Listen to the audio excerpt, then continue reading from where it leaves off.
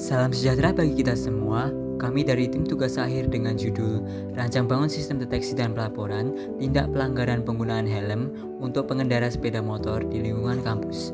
Perkenalkan, nama saya Yosia Nainggolan dengan NIM 210601191406161 dengan subjudul Perancangan Native Application Android Helmonzi untuk monitoring pelanggaran penggunaan helm dengan integrasi Firebase. Perkenalkan, nama saya Juingli Hilkia Batubara dengan NIM 2106011120009 dengan subbab Perancangan Sistem Deteksi Pelanggaran Penggunaan Helm dengan metode Deep Learning menggunakan YOLO V5 Ultralytic.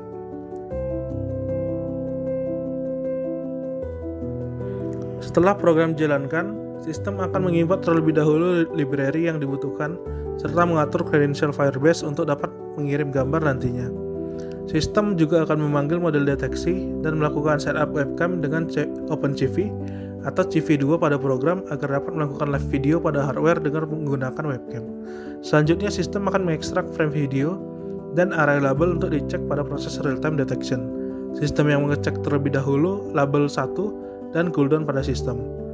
Jika tidak terdapat motor ataupun masih dalam cooldown, maka program akan mengulang dari proses deteksi sebelumnya hingga syarat ini terpenuhi. Frame yang terdeteksi motor akan diambil dan dijadikan sebagai gambar sementara yang akan dilakukan pengecekan kedua, yaitu label 2 atau non-helm. Jika pada gambar terdapat objek non-helm atau label 2, maka sistem akan menyimpan gambar tersebut ke lokal dan membuat nama sesuai timeline frame ditangkap. Sistem selanjutnya akan membuat image data sebagai referensi pada database dan mengatur koneksi ke database. Setelah database terkoneksi, maka sistem akan mengirimkan gambar dan image data ke database. Sistem yang berhasil melakukan pengiriman akan melakukan setup cooldown pada proses deteksi selanjutnya untuk mengatasi pengambilan gambar yang sama secara berulang. Dapat dilihat gambar beserta referensi gambar masuk ke database dan dapat digunakan sebagai monitoring pada sistem Android berikutnya.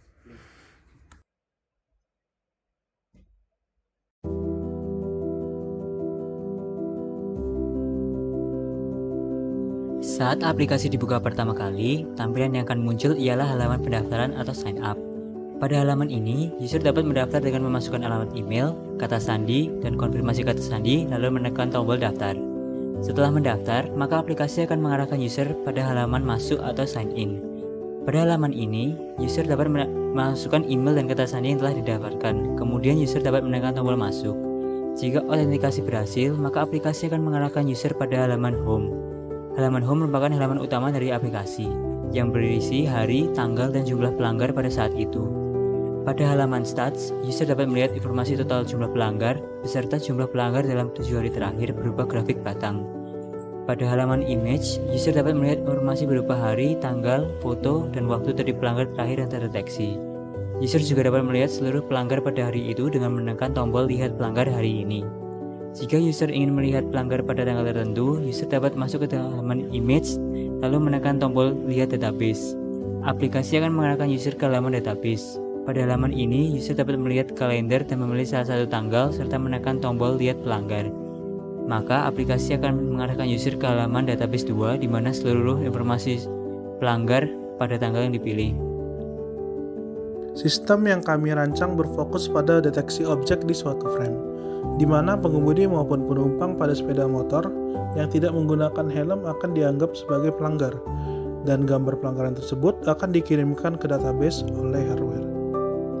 Kemudian, pihak keamanan dapat menggunakan aplikasi untuk memonitoring pelanggar maupun untuk mengelola database.